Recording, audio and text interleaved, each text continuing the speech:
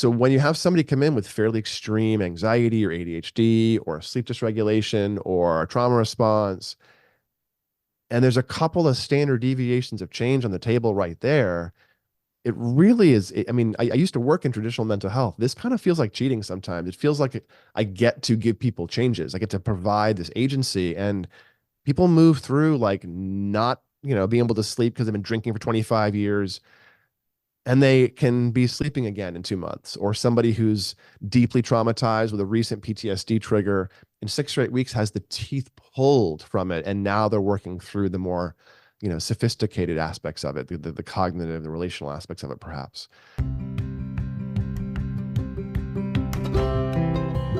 Hi, I'm Kelly Kessler, and I'm the host of the podcast Rewiring Health.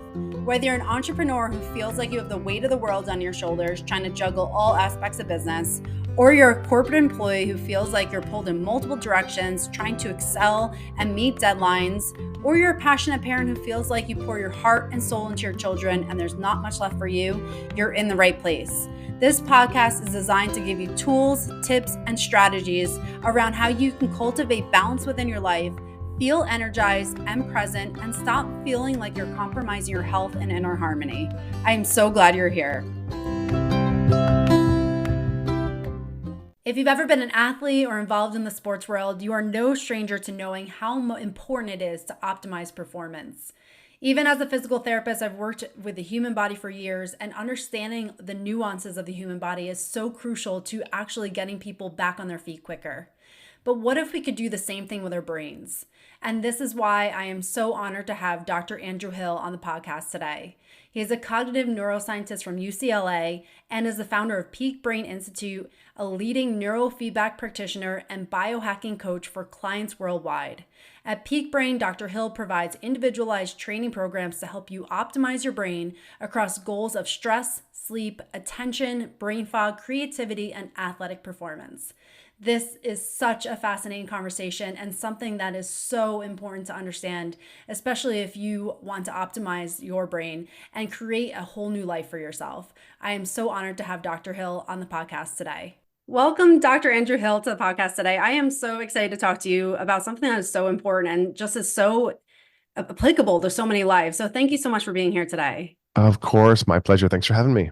Absolutely. So I want to dive right in because I'm just fascinated with what you do. And it's something that you don't see in the mainstream, but I think it really needs to be in the mainstream and understanding our brain health. So can you talk about what you do and how did you get started in doing what you do?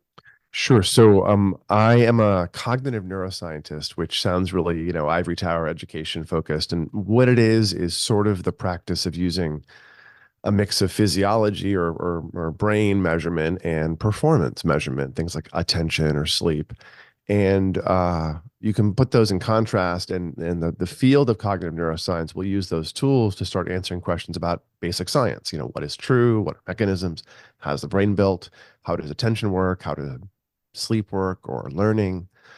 And similar fields, when they're people focused, like neuropsychology, will use some of the same tools in trying to localize difficulty or figure out, a particular diagnostic sort of category to slot somebody in.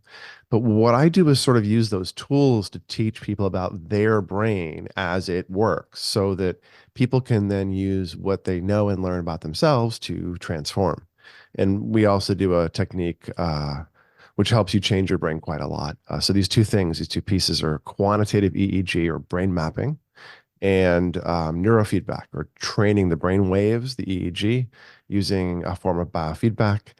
And so the big mission, the big reason I do this is to really help people gain an understanding of themselves and stop being quite so overwhelmed by perhaps the stuff that's happening to them, or the label they received, or the particular suffering or lack of access to goal or performance that they're experiencing.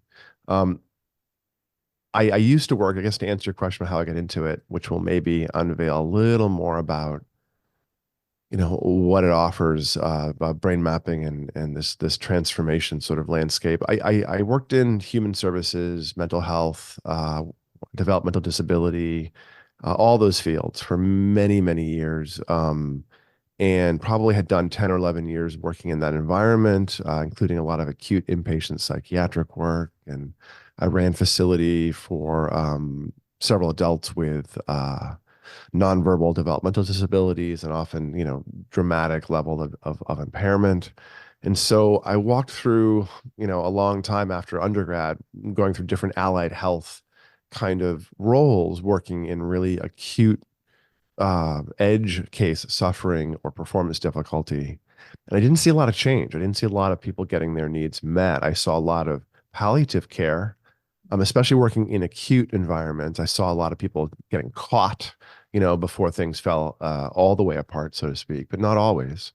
And we didn't have a lot of tools to help people move out of those environments. We just sort of tried to stabilize and then relied on the person's resilience to reassert itself. I did a lot of work with kids in those acute environments, and that's what I saw mostly with kids is you take a really traumatized or anxious or drug abusing teen or somebody out of the environment sometimes for 2 or 3 days, 4 days, and you can see this righting motion like a ship that is bouncing back up, uh, uh, natural resilience, especially in kids, but less so in adults sometimes, less so with these progressive dysregulations and things that we consider mental health things. So I went through all this time doing that work and then was getting a little discouraged and ended up getting injured and couldn't keep doing the same work that I had been doing in the same environment. So I left mental health for a while and went and did high tech work and got, geeky for a bit. And then after a few years in that environment, ended up going back into mental health, but I did it at the sort of intersection of tech and brains and found an autism center that mostly used this technique called neurofeedback I'd heard about, and I was kind of curious. So I walked in there trying to get an internship and managed to get a job and worked in this environment for a few years, seeing how these techniques, brain mapping, attention testing, neurofeedback, biofeedback, all kinds of related phenomena and techniques, how these things can help people make change. And I started to see within weeks of working there, I started to see actual change, people coming in with really severe executive function difficulty or anxiety or sensory or seizures, and then training their brains for a few weeks and seeing changes. Wait a minute, what? This is not what I expected. And then reassessing people a couple months after for executive function changes and seeing actual, multiple standard deviations of change against the population. And this was in a mostly kid and adolescent, some adult, but it was a more developmental population. And now I know that was not an outlier. In fact, those are somewhat harder populations to make big sweeping changes in when you have a lot of really unusual developmental stuff going on. There's just a lot to do, and there's a lot of tissues like language and things that aren't especially amenable to be pushed around, But what I discovered there showed me that there was enough here that we had to maybe figure out what this was. And this is a while ago. To give you some perspective, we're probably around the year 2000 or so, or soon after. And at the time, there were 2 or 3 or 4 different churches or schools of neurofeedback that all had different techniques, and they did different things in terms of the basic neurofeedback approach with signal processing and how they approached, frequencies and all kinds of things. And they all had really different ideas about how it should work. And, crabs in a bucket, lots of people arguing with each other about how things were working, and it was a very vitriolic infighting, but yet these 3 or 4 different schools of thought all had better outcomes in lots of things than anything in traditional medicine. And I was like, oh, okay, blind men and elephants here, where people are describing something they're seeing that's valid, but they're not really concluding the big picture real well. We don't know how it works. We're seeing phenomena, and that's of course how the brain works. The brain is, part and parcel of working with the brain is working with the phenomena and big features and traits, because people are weird and the brain's poorly understood. So put those two things together, and you actually end up working with brain a lot from the point of view of mind, which is the person's experience. And then we talk about limits and resources. So I was working in this environment, and I ended up seeing so much that I had to go back and study this stuff at the grad level. So learn to do research level EEG a bit more rigorously, and went through a few years of learning, the academics of the brain a lot more deeply, and did some research looking at how the brain was actually yoking to the signal. Neurofeedback, the way it works is it's a way of shaping the brain. For the geeks in the room, it's a operant conditioning. It's a shaping process where you simply measure your brain for most flavors of neurofeedback. You measure the brain moment to moment as it changes in some particular resource or region. You just kind of measure it. And whenever it happens to briefly shift in a certain direction you think is worth working out or increasing, you applaud the brain with auditory and visual feedback. The brain's like, oh, hey, stuff, it's happening. Let me give an example. So there's big circuits involved with um, identifying the outside world, what's necessary to focus on, the orienting, watch the road, heads up, careful, careful, sharks. That's the back midline, the posterior cingulate. And we all have one. We all use it pretty constantly. But the back midline can get kind of cramped up, can get kind of overactivated. Your lifeguard can become kind of freaked out about sharks in the indoor pool. If it learns the world is not especially safe or predictable, the cost of missing that a second time is super high. So you get a little cramped up, a little resourced in that way where you can now evaluate, be aware, be threat sensitive, perhaps. And if it cramps up very hard, we get into areas, things we call PTSD or panic attacks or, other phenomena. So the posterior cingulate, it's a powerful little circuit, and it's supposed to be doing lots of things and occasionally gets stuck. So if you wanted to unstick yours, if you had an overactive fear response, you ruminated, you had a threat sensitivity that was in the way, you might decide to exercise that resource into more of a place where you wanted it. Kind of like having a really strong muscle that's cramped up. You're not going to lose the strength by exercising it. You're going to get a nice range of motion now. May have another mode it can go into. So to do that practically, you would stick a wire there on the scalp, plus some ear clips, and just measure the alpha waves, the resting tone of that tissue moment to moment, and measure its beta waves, probably kind of a crampy activated mode, which is more aware and voluntary. And whenever the brain happens to briefly shift, so the alpha goes up and the beta goes down for half a second, the computer sees that and starts applauding. Good job, brain. Good job, brain. Good job, brain. Little games move. Pac-Man eats dots, or puzzle pieces fill in, or all kinds of things can be made into gameplay. And then a couple seconds later, that beta surges again, and the game slows down, and the brain says, "Hey, I don't like no stuff. Where's my stuff?" And then it happens to fluctuate in the right direction, and the game resumes, and the brain goes, "Oh, okay." And after about 2 or 3 sessions, it's not usually the first session of neurofeedback. After about 2 or 3, the brain goes, "Oh, wait a minute, alpha. You want some alpha? Okay, here's some alpha." And it makes a larger surge, and you feel that, and you're sort of like, "Whoa, wait a minute. Huh.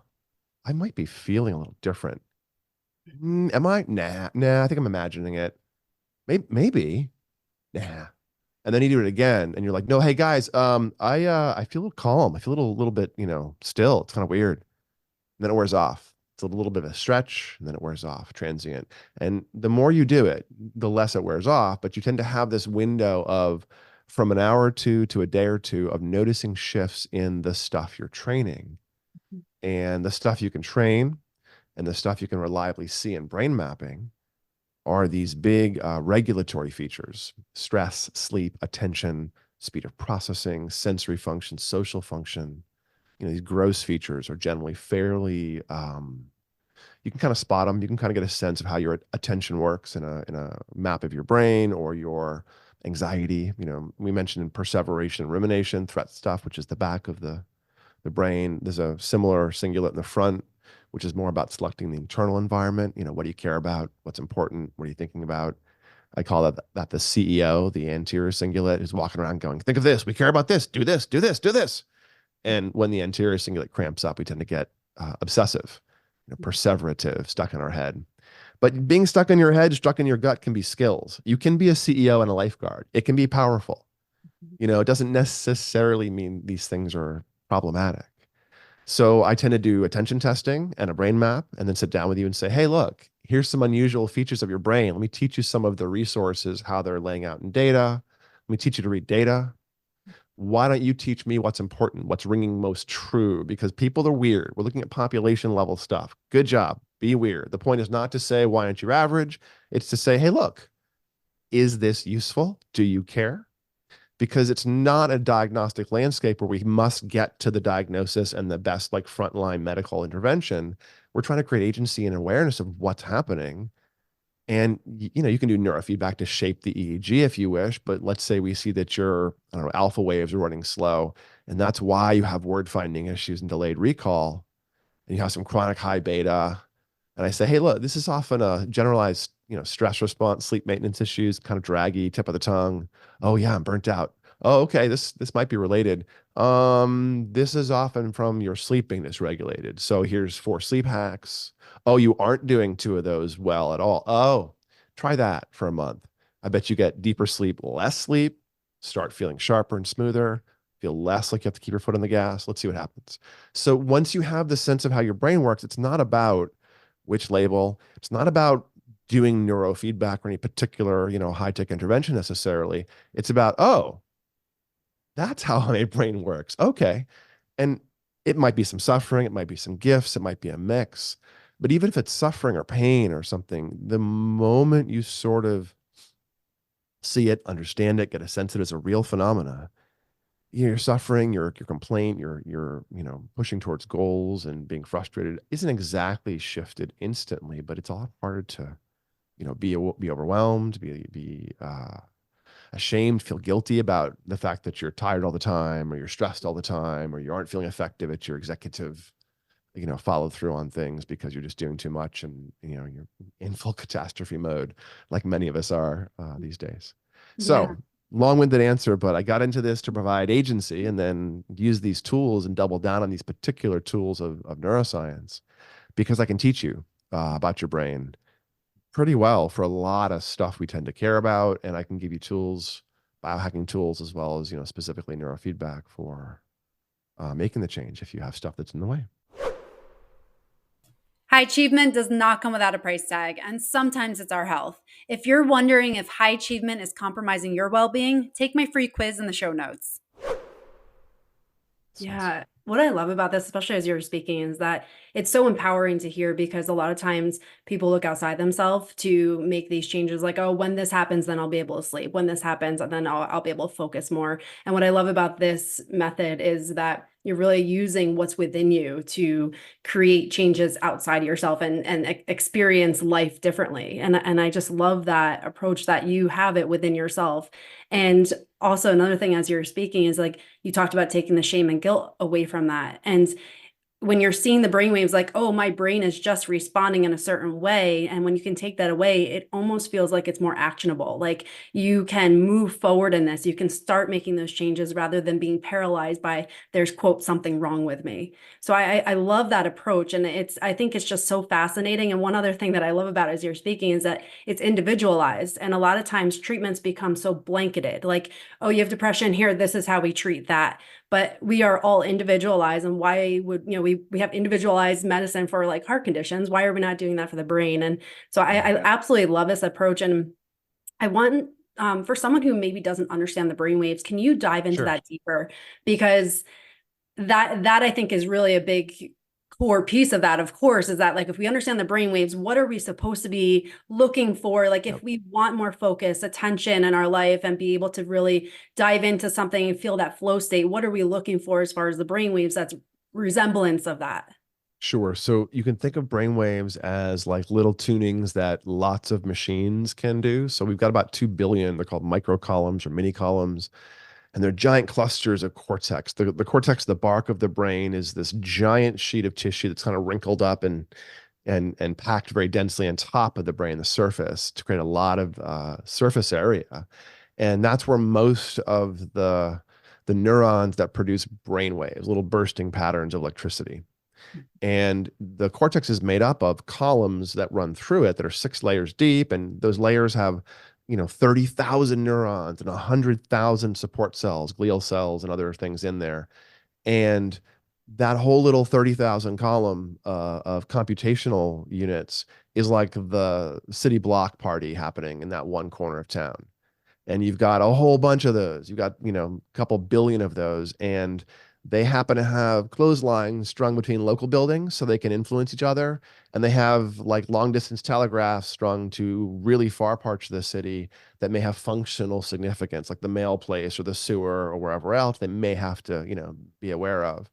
And then you can regulate, you can change the dance party happening in one block, and it can affect somebody else. The whole system can start changing. These are brain waves, and tuning the sort of function of that part of the brain will create different experiences. So you're not in a particular brain wave state overall. There's no such thing as like being in an alpha state. You're always making alpha somewhere, lots of places in your brain. The circuit will have gone into a neutral, a rest between the modes. That's alpha. Alpha is a quiescent frequency, an idling frequency, like your car in the driveway that's not necessarily running actively, fully engaged, straining, burning fuel a lot, but it's sort of in between. It's balanced. It's that thing you shift through. And alpha is also our speed of processing. So the speed of your alpha tracks very strongly with how rapidly you can shift your mind into gear and run things cognitively. So that's the alpha, about 10 hertz, 10 cycles per second, 10 little oscillations per second. And below alpha, you have the slow brain waves, and above them, you have the fast. And the slow are things you live in, and the fast are things you think in and feel and perceive. So above alpha, mostly the beta waves. Into the teens and up to the 20s, you have beta waves. And that's really where the mind, the perceptions, the emotions, the modular circuits of the cortex that do things we care about and feel, mostly beta. And then again, below alpha, we have deltas and thetas. Delta, twice per second, 2 hertz, is the heartbeat of the brain. It's the stuff of life. It's the immune system. It's the heart and lungs moving on their own. It's the moving in and out of deep sleep at night and having surges of delta. The deep sleep or delta state at night is a fairly strong amount of delta, and it produces this memory consolidation signature where the memories ripple throughout the cortex and move into long-term storage. Delta creates this literal mechanical wave of fluid, like an agitation cycle in a washing machine at 2 hertz while we're sleeping, to sort of progressively pull out all the toxins around any residual tissues that need to be washed out in the brain. It's pretty cool stuff, Delta. But the stuff of life, you don't think in it. And if it's excessive when you're awake, you feel really tired or you feel brain fog. If you feel like you can't think clearly, you can't think smoothly enough, you don't have your reserve, you're feeling your tiredness, you're making lots of extra delta and or fast delta. And that might be because of sleep deprivation stuff. It might be because you had COVID. It might be because of concussion or mold or Lyme or chemo or so many reasons. Doesn't really matter why. If you aren't continuing to insult the system, you can see the phenomena. Oh, hey, your delta is super fast. You're not getting good deep rest, huh? Yeah, I'm not. Is it because of my concussion or my COVID? Don't know, but you're not experiencing either right now. Let's work on the phenomena, and you can work the system out and get some changes. So delta, theta, alpha, slower, and then up into the betas, and where the betas are operating in the cortex. And I sort of skipped a piece of it. Theta is lubrication and release. It takes the brain waves and lets things happen in the circuit. So beta is the gas pedal in the circuit, alpha is the neutral in the circuit, theta is the release of that circuit, delta is more of a deep, deep metabolic shut off or rest or healing mode of the tissue.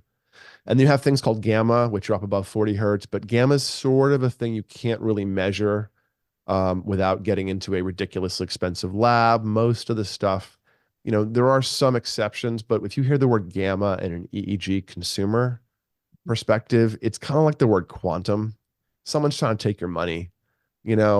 It's not a real word in health, the word quantum. Sorry, guys. Like, yeah, maybe in a computer environment, maybe in like a nuclear medicine, cancer treatment environment. But the word quantum is it's a sign of somebody who's trying to push some snake oil usually. And the word gamma in consumer EEG is kind of the same. Above 40 hertz, and there's something called the 1/f or amplitude over frequency rule in all systems, be it weather or the body, where anything that oscillates that is stable, as you go up in speed or frequency of the oscillation, you go down in amplitude. So a delta wave twice per second, big giant waves, 10 microvolts of delta, 2 big waves. But 10 microvolts of gamma at 40 hertz are these little tiny waves, 40 of them packed into a second. And electricity inside your head is really hard to measure. and it passes through layers of tissue, the CSF, the fluid, it absorbs some of it. You get the skull, the meninges, the scalp, everything just kind of attenuates. Whenever you pass through a layer of tissue, you dampen the signal. And gamma is too small to measure by the time it gets outside the head, unless you're using very sophisticated stuff. So ignore gamma as an aside, but you can see alpha, beta, all the rest at rest, and you will have a signature. You'll have an amount of beta, of theta, of delta, of whatever at each part of the cortex that's just kind of hanging out there across many minutes as a trait resource or a signature. It'll fluctuate briefly as you do stuff with the tissue, but how it tends to hang out and how it regulates in general, you can kind of see that. And it's stable across many minutes, it's stable across months. So a measurement of your resting power or speed or connectivity patterns across many minutes would look the same month after month after month after month. So it's kind of an interesting metric, like looking at a blood panel or something. But we take the EEG, the resting patterns, the quantitative measurement of these patterns, and we compare them to age-matched samples. So what you get out of this is a heat map that says, hey, look, here's how you're weird. Cool. Here's some things. You've got lots of beta here, and you make lots of theta there. And oh, hey, your alpha's interesting speed. Cool. And then you start modeling and saying, okay, here's some plausible ideas. Your alpha running a standard deviation faster than average, you've got a really fast mind. You're like, alpha correlates with IQ really strongly. So if you have fast alpha, you generally have super high IQ. But if your alpha is spreading out where it's not fast everywhere, now it's handing off information between parts of your brain is hard and you're having word finding issues. So just from the speed, just looking at how your alpha speeds throughout the brain, you can go, hey, wait, are you having word finding issues? Is there delayed recall? Oh, there is. Okay, cool. We're seeing something interesting for you. Or you can see the cingulates, other flavors of anxiety. Behind the right ear is this big chunk of tissue called the temporoparietal junction. And I call it the princess and the pea because it kind of like gets irritated at all this stuff coming in. The sensory stuff, when you're mad at your partner for chewing too loud or your kid screaming can't just go through you every time. Or the social information, people's anger, their faces, their judgment, the noise they make when it's all a little intense. That's usually a sign you can't quite filter that back right real well. And that might mean you're somebody who experienced, a lot of difficulty early in life and you're gifted. It may be somebody who's got a touch of social awkwardness and you're not always picking up all the information and it's flooding. But, you can be successful and powerful with either of those complaints. And, it can be kind of a gift and kind of a complaint at the same time. Or you can see aspects of sleep, as I mentioned earlier, and then executive function, which we all care about. The left side of the brain and the right side of the brain, kind of between the ears and the mid cortex there, are strongly involved with the mix of sleep and executive function. So the left side sustains the spotlight or the mode that you're in, essentially. So the spotlight in the world when you're focusing, when you're watching that boring person lecture, when you're listening to that person present data, and you should be focusing, the ability to just stabilize and keep the mud off the headlight and keep yourself on the world, left side uses beta. And the right side is kind of like the principal walking around the school saying, hey, are you sure you want to do that? No. There you go. Okay. Good job. Have fun. Okay. Are you sure? No. Oh, okay. All right. Good job. It's not negative. It's a little bit steering. It's inhibitory. It pulls back. And they use beta essentially for these roles. And the left one tends to make a lot of theta and alpha sometimes. And the right one tends to make a lot of theta. So the left one gets kind of automatic and drifty, and the right one gets automatic. And we call this respectively ADD and ADHD. So if you don't have a lot of beta tone on the left, you will generally have issues with sustaining focus unless things are intense. But oddly enough, you'll also usually have difficulty staying deeply asleep because the sleep maintenance is also managed by that left side. And the right side, the principal, if you're making too much theta relative to beta, then your brain's like squirrel and it reacts to every little bit of outside stimulus and gets pulled by it. And the beta that the right side uses is a special beta called sensory motor rhythm, 12 to 15 hertz in humans. And you've seen SMR, sensory motor rhythm, if you've seen cats on a windowsill watching birds. That's still laser-like focus And the body's totally, like, ridiculously still, except for the tail maybe twitching. But there's this motoric, this physical inhibition and an attentional, laser-like sustained attention, vigilant, sustained focus. That's a special mode that bodies, that animals go into, including humans, called SMR, sensory motor rhythm. But it's also called things like sleep spindles. Mhm. It sustains your deep sleep. So the cat on the windowsill, literally the opposite of ADHD. Mhm. But sleep issues almost always go along with ADHD. Mhm.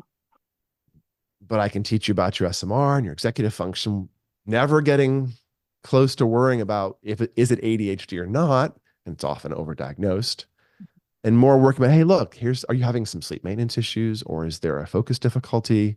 And by measuring performance, measuring brain, starting to sketch out a landscape, it's a lot closer to like going into a high-end gym and doing the DEXA scan and the body, fitness screen and the bone density thing, and coming up with a set of goals and mapping the exercises in. And then we help you make changes if you wish. So yeah, so those are the brain waves: delta, theta, alpha, low beta, fast beta, and then gamma. But gamma is a bit more of a snark than anything else. So be a little bit cautious interpreting that, unless you're a grad student reading cool papers and doing cool research. So Thank you so much for sharing that, because I'm sure people have maybe heard of those, but maybe have not had such a clear, clarification about that. So thank you for sharing that, so we can kind of understand, like, what are we looking for, like when you talk about the brain sure. thing. And one thing is, as you're speaking, so when you have someone come in, I know you compared to the age data, so if you have someone come in for their first session, do you then compare where their brain mapping is the first session and then compare it to where they are the second session and looking for those progressions? Absolutely. Yeah, we do mapping. Well, there's two ways that might drive, or two reasons that might drive the frequency or how often you map. Now, if you just mapped your brain and measured your executive function performance every day or every month, it would roughly be the same. I mean, a bit of fluctuation in performance based on fatigue and stress, and if you're over it that day.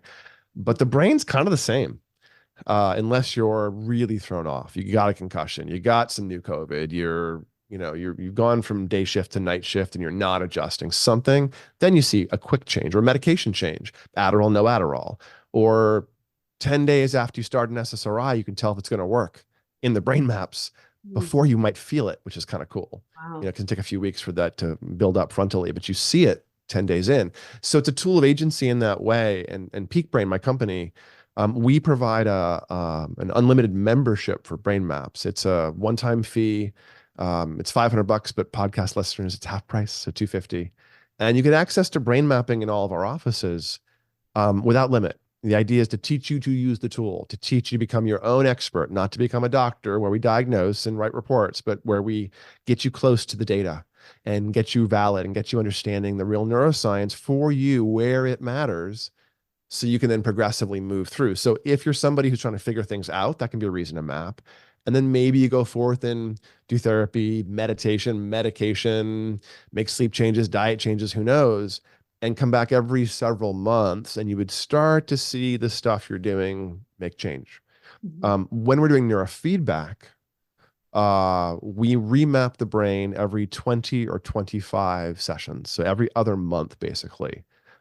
My fairly standard initial course of neurofeedback for folks is 3 months generally. And that's between like 40 and 50 sessions of neurofeedback, 3 to 4 times a week for half an hour. Oh, wow. And you map the beginning, Mhm. you map at least, 25 sessions later. Mhm. So at that 25 session mark, which is, 6, 7 weeks for folks, in features of executive function, and anxiety, and a lot of other stuff you'll see in data. But for executive function, it's both the performance we're testing and the brain maps. You generally get more than a standard deviation of change against the average person in that first remapping. And if you continue to do another, 6 or 8 weeks, map again, another standard deviation or two. So when you have somebody come in with fairly extreme anxiety or ADHD or sleep dysregulation or a trauma response, and there's a couple of standard deviations of change on the table right there, it really is. I mean, I used to work in traditional mental health. This kind of feels like cheating sometimes. It feels like I get to give people changes. I get to provide this agency, and people move through like not being able to sleep because they've been drinking for 25 years, and they can be sleeping again in 2 months. Or somebody who's deeply traumatized with a recent PTSD trigger in 6 or 8 weeks has the teeth pulled from it, and now they're working through the more sophisticated aspects of it, the cognitive, the relational aspects of it, perhaps. um, ADHD, you tend to make 2 to 3 standard deviations in almost everyone. And it doesn't have to be quote unquote ADHD. It just have to be executive function, needs or demands or goals. And it's not just about fixing problems. You don't have to have a deficit to go after a goal. So while you could bring up your performance and executive function with no deficits, it wouldn't move quite that rapidly. Neurofeedback is great because the things that are worst are actually what moves the best. It's probably the brain doing that, not the neurofeedback. But ADHD, when you have a real big deficit or a seizure disorder or lots of anxiety or something really in the way, you get this just linear change for several months, and you can take control of your suffering and make change. But people may want to work on things like creativity, flow state, access consciousness, talking about your emotions because you don't know how or can't. Those are actually reliable things with neurofeedback. You can train. It's a whole category. One of the early corners of the field was this technique developed called alpha theta neurofeedback. And alpha theta has grown into several different things, but it's sort of behind a couple of big splashy things in the field now. And what it does is it brings you to the edge between awake and asleep that you go to, and it holds you there for 20 minutes or so. You usually move through that moment in 30 seconds, 20 seconds, 60 seconds. Like you're moving through it and you're like, oh, I have this great idea or my story plot, or like this, I figured out how to solve world hunger. And then you wake up the next morning, you forgot it all because, it was just as you had a creative burst as you fell asleep. But if you can hold yourself there for 20 minutes and then progressively educate your brain in ways to do that, you start getting the access consciousness stuff, the experiences of it while doing the neurofeedback, but you also get more reliable harvest from those states. You come out of this sort of dreamy state of doing the eyes closed neurofeedback, and you don't just like leave the thing behind. You actually get a little harvest from it, and some insight, some awareness, some emotional access, some like gentle end run around a trauma response. You aren't like digging in, but you're kind of getting awareness. And then there's good research showing that you get creativity boosts that are dramatic. There was some work at one of the big performance colleges in London. I forget which it was, but there's a published study showing that they broke students apart and did different interventions. And the group that did neurofeedback had a whole grade level higher in final production for creativity and uniqueness and all kinds of things that just jumped right out. Some of the same techniques, alpha theta, were really developed around alcoholism initially, the Peniston protocol in the 60s and 70s. You do alpha theta and you give people the ability to downshift at will. Which if you're alcoholic or have been chronically drinking, A, you're hyper aroused, you can't soothe or self-settle or downshift. B, you're probably not super comfortable with your internal environment. That probably is why you drank. And C, a lot of the drivers for dysregulated substance use have nothing to do with substances. They're about anxiety, they're about executive and impulsivity, they're about maladaptive soothing, yada, yada, yada, sleep, especially the alcohol can become a slippery slope. So these are all things that you can go after without having to come up with like the identity or the overarching label of the phenomena. And I think that's a valid way to go after yourself, to say, hey, I don't care what we call the thing that I'm dealing with, but I want to know how it works. And I would like to know some ways to change it. Unless you're acutely dysregulated, I think you can really approach your brain from a fitness perspective the same way you go and approach your body from it. Yeah, you might need an OT or PT in the gym for some actual, damage or injuries, but you also might be able to become a sophisticated self-trainer in the gym, over time, gradually. So that's what Peak Brain tries to do. We give you the tools of understanding your brain. We teach you to do neurofeedback.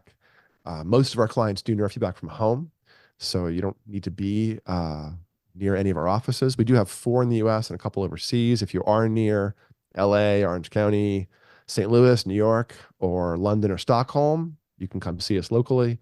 But if you're not, it's okay too. Again, you can do most of the things we do from home, although we don't have that unlimited home-based assessment, sorry. But you have to come to our offices for that unlimited access thing. But the goal is not to become a doctor for you, as I alluded to earlier. And I think there's this missing role for really coaches to play in brain health. And doctors are wonderful, but they have to be right, and they have to have the knowledge with which to be right. And we don't really understand the brain all that well always, often. And go to doctors for answers, come to scientists for questions, then go to coaches for techniques, iterate through techniques, go back to your scientist, go to the doctor if it's clinical, psychiatric, severe, has needs that might require therapy, meds, dovetail it, blend your resources, build your own transformation.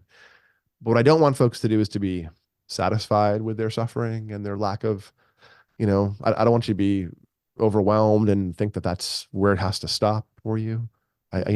Shift happens, get in there, learn it. So anyways, there's my soapbox. Shift happens. Yes, That's right. I love that. And what I love too is that it is an integrative approach, and that you are the creator of your own destiny. It's not just, here, fix me. It's like, how can I get all the right pieces in that to actually do that?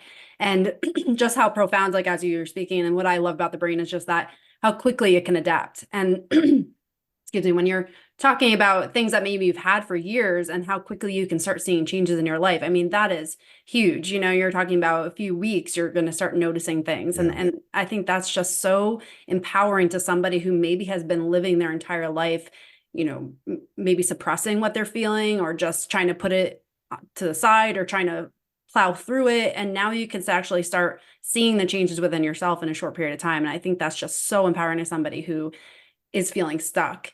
And I want to go back a little bit because just to get more clarification on one thing. So I know before you were talking about that like game. So you see the brain waves, and then you have that game and it says yes, yes. And then the brainwave changes, and then it doesn't give you the kind of that reward when you go through it. So you have that aspect of the training. And then there's also aspects of like behavior change. Like, can you talk about in your program, like when you're using that, but also are people also like implementing like things like meditation, mindfulness?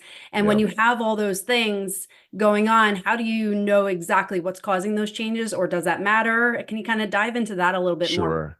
Have behavior. Yeah, I mean, it probably doesn't really matter for each individual, what's doing what. They're just happy that they're changing. But I kind of know, because not everyone does everything. Yeah. So I can sort of see folks that only do mindfulness and meditation. We have meditation teachers. We have free groups online. We have paid sort of short-term mentorship programs, mindfulness teachers, and short courses for topics that we're adding. So we do a lot of meditation and mindfulness work. And all of our neurofeedback clients are offered some privates with meditation teachers and access to groups. Now, you may imagine not every person's interested in meditating. I'm here for the high-tech stuff. I'm here to just fix me. There's some of that. Why do I meditate? Especially some of my CEO. I don't meditate, doc. Now, a few months in, they're like, what else you got? Oh, mindfulness? Yeah. Yeah, okay. But like right away, there's this, maybe not as much engagement sometimes, or it may not be appropriate. It's not appropriate or useful for somebody who's got severe nonverbal, autism and seizures. We're trying to help the seizures and the sensory, not really caring about directed attention work right now. Or somebody who's got severe anxiety and trauma response. Meditation is not a good intervention for anxiety. It's a good mental floss. It keeps you healthy. It builds resources over time. And there's some things you can do that are mindful to help you handle stress. But meditation is not relaxing. You don't go to the gym and be strong. You go to the gym and be weak. And later on, you have strength and resilience and resource. You meditate and feel distracted and activated and, really aware of what's going on internally. And over time, you develop resilience, spaciousness, less reactivity. So I love meditation and mindfulness. Really important. Do it, But what we end up doing at Peak Brain, because we're not really trying to become the therapist, there's this, trick, not trick, there's this useful thing that is done in psychology called transference, where you create a container and a safety, and then you work with aspects of relational identity to help people heal through transferring their work onto the therapist. Sort of classically, that's a reasonable theory. But I prefer agency instead of a container where we are the expert giving you information, treating you. I prefer to thrust agency upon you by teaching you how it works. And the labels are less important than the things you understand about what's going on. And that really is kind of like playing keto with shame and feeling disempowered, where you just completely throw them back with the knowledge is very empowering. Um, the there's definitely a role for therapy. And most people in the field of neurofeedback who are professionals, I think there's probably around 15,000 people worldwide who do this professionally. There's probably around 10,000 of them in North America of those 15. So it's a heavily North American. And of those 10,000, like nine are in the US or something. It's a pretty, central part of this because it started here. It started in Southern California. It was very nichey. I started in the field academically in 2005, and the estimate at that point were like 3,000 people in the field, 4,000 people in the field in the US. So it's doubled in the past 20 years. But there's more chiropractors in California than there are people in the world that do neurofeedback.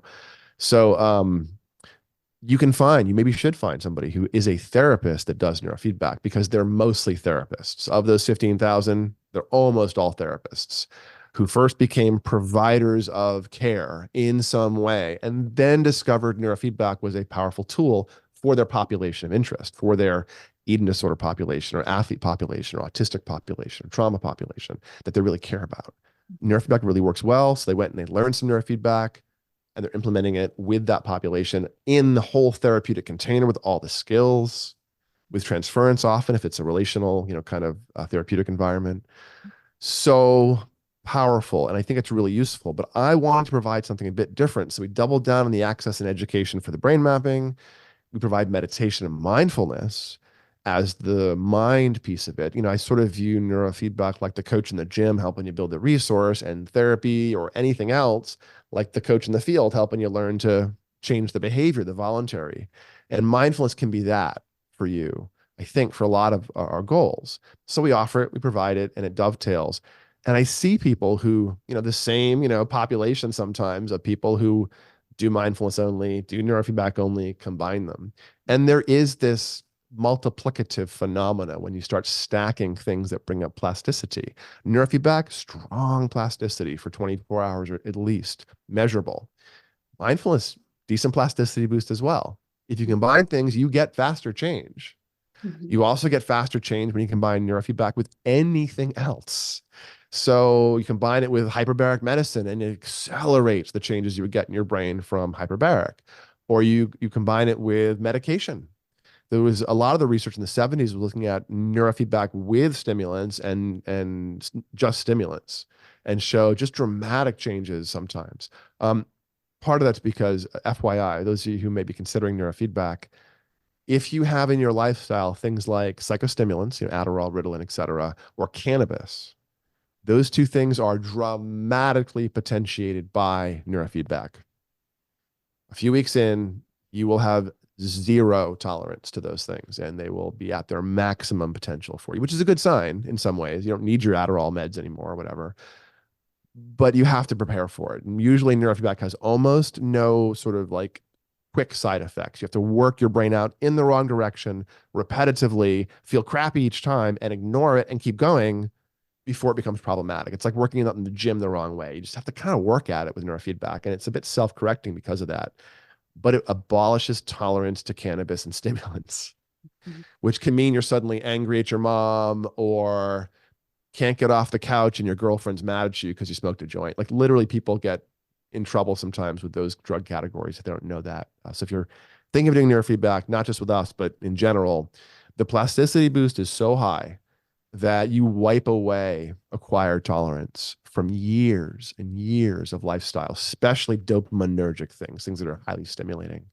Um, but I think that I would prefer if I could wave my magic wand and get people doing all the things. I would have everyone doing meditation alongside neurofeedback, a lot of sleep hacking, circadian supporting things like fasting before bed, getting up early 7 days a week, having a morning practice of going for a walk or doing some yoga before you eat or become sedentary. I would, have folks do other biohacks that are about, depending where they are, lifelong aging or maximal early life development. I have all kinds of strategies, and we tend to sneak these things in instead of saying, okay, we're going to now transform you and give you 17 things to try to accomplish each day. We kind of, well, what is your goal? Ah, seizures. Ah, executive. Oh, trauma response. Oh, it's so annoying. Oh, sorry, you're dealing with that. Oh, look, we see it. Oh, we see it. Okay, cool. Sorry, you're dealing with that. Okay, let's see if we can't get you to feel a little different with that resource. That sounds good? Okay, good. And we start there. And then as things start to unfold, we say, oh, hey, those sleep reports you're sending in, yeah. We know your sleep depth is an issue. It hasn't really changed yet. Maybe consider fasting before bed 2 hours or getting your kid a sleep tracker so we can watch deep sleep.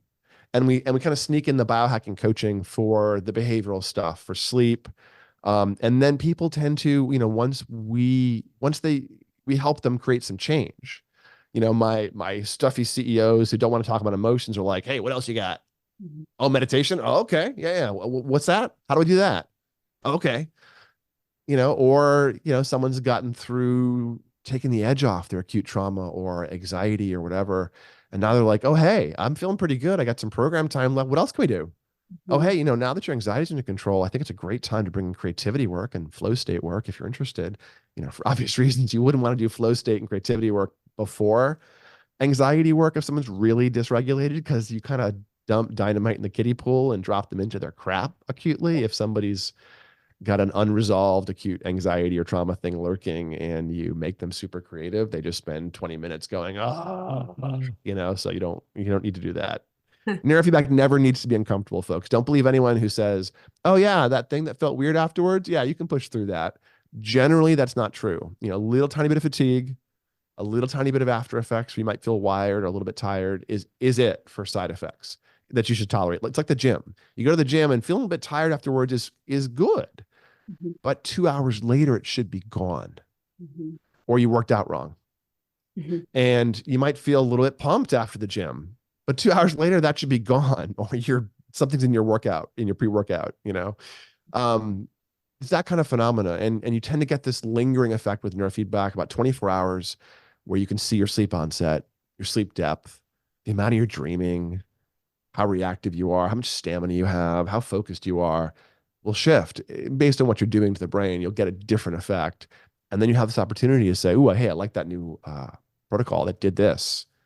And we do more of it and it builds up that effect. So neurofeedback is kind of mysterious, but it's not blind. I mean, you're getting effects if it's working, and then they're building up subjectively, and you adjust the protocols like a personal trainer would.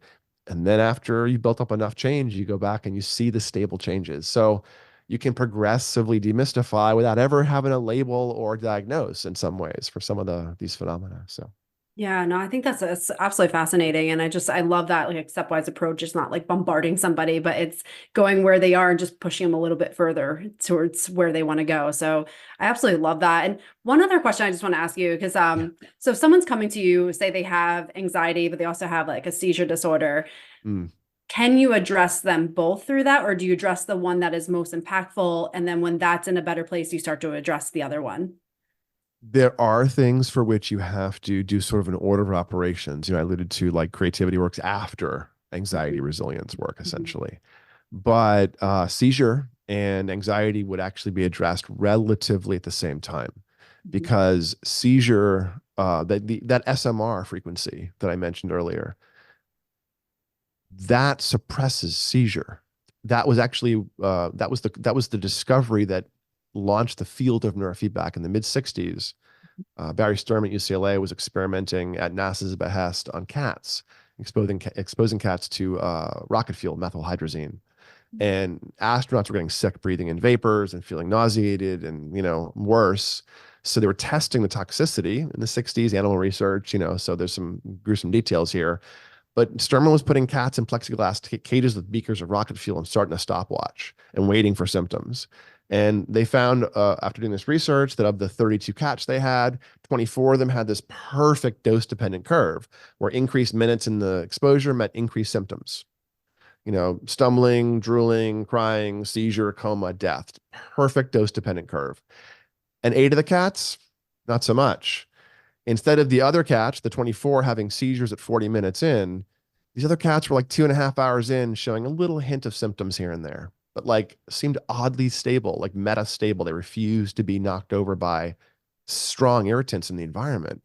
He's like, whoa, maybe I discovered some new cat gene or something, some new subvariant. Nope.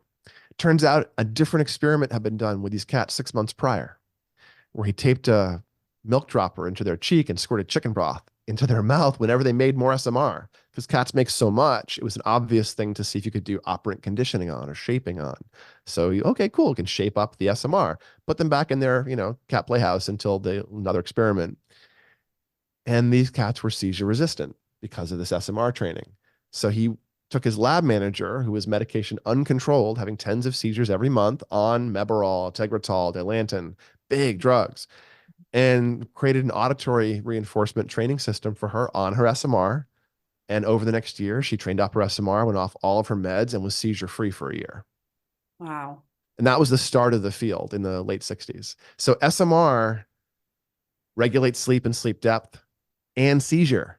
So if you like had goals of executive function and, seizure control, great. And some of the SMR stuff, some of the inhibitory tone, SMR works with theta. It shuts off theta to make more SMR so you can control yourself. It's also involved with controlling like the cingulates or some other features. It's not called SMR there because it's really about the body, the sensory motor strip. But low power beta controlling the tissue gives you control over the tissue. You can decide to hyperfocus or not, or ruminate or not. It doesn't rob you of these phenomena when you tune the brain. So, depends on what you're working on, but if you kind of work on the legs of the stool, sleep, stress, and attention, you would generally do all of those things together. Mm.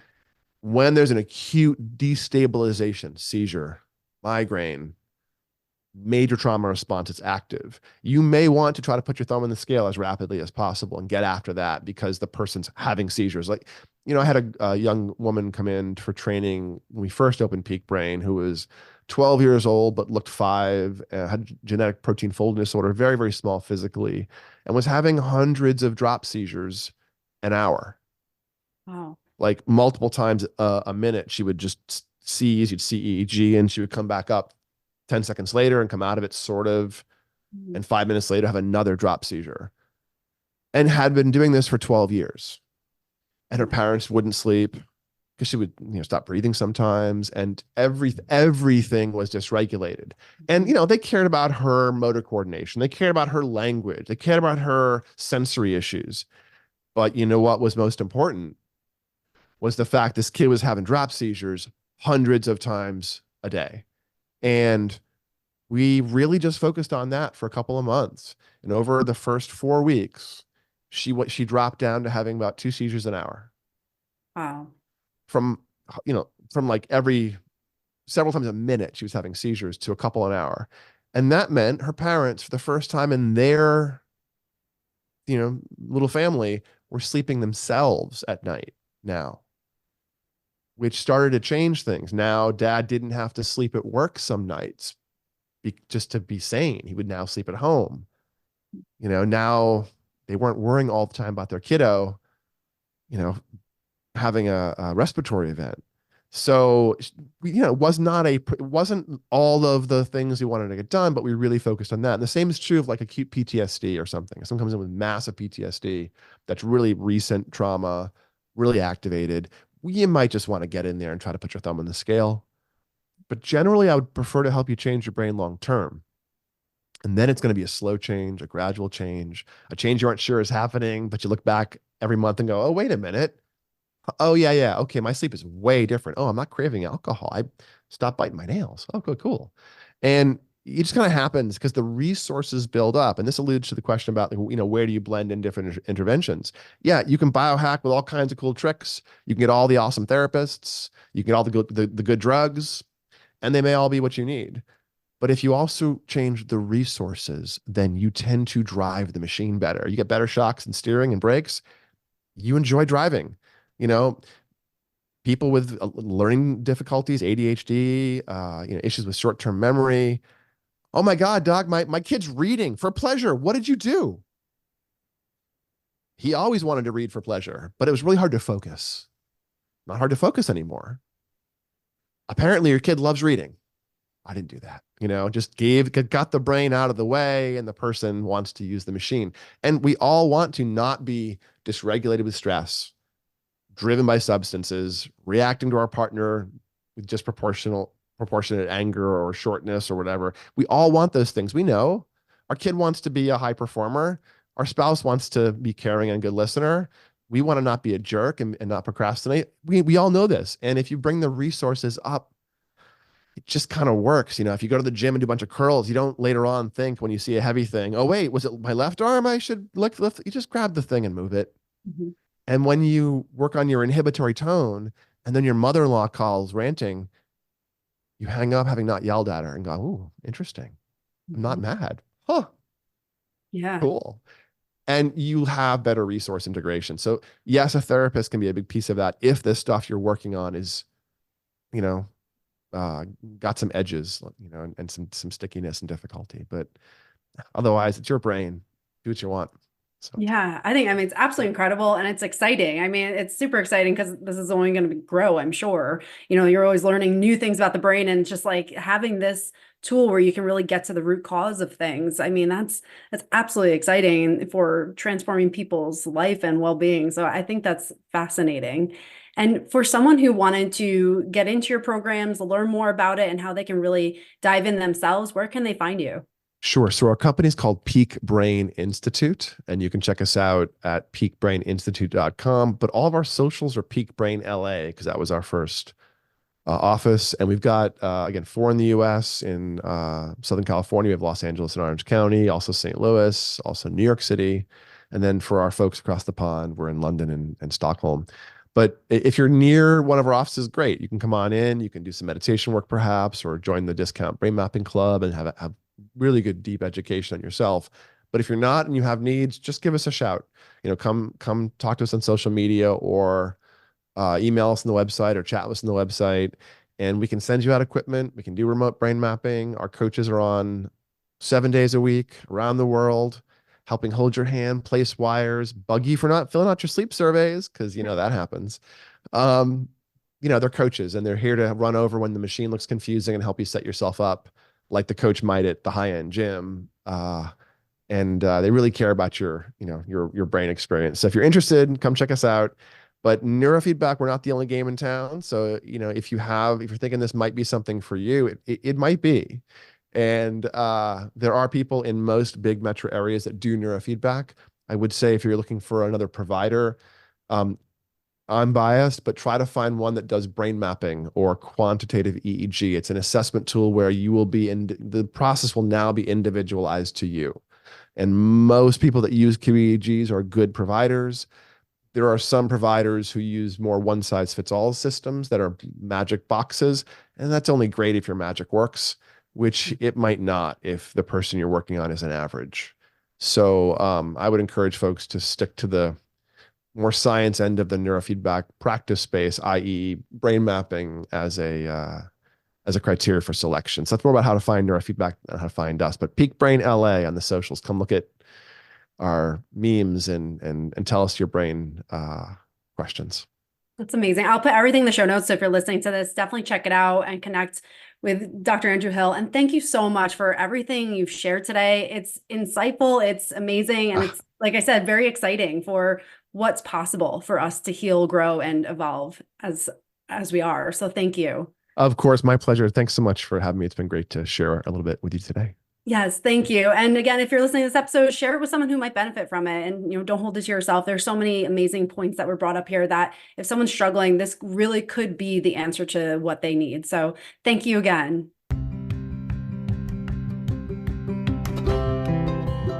Hey there. Thanks for listening to this episode. I hope it serves you well to start rewiring your brain to create the life you desire.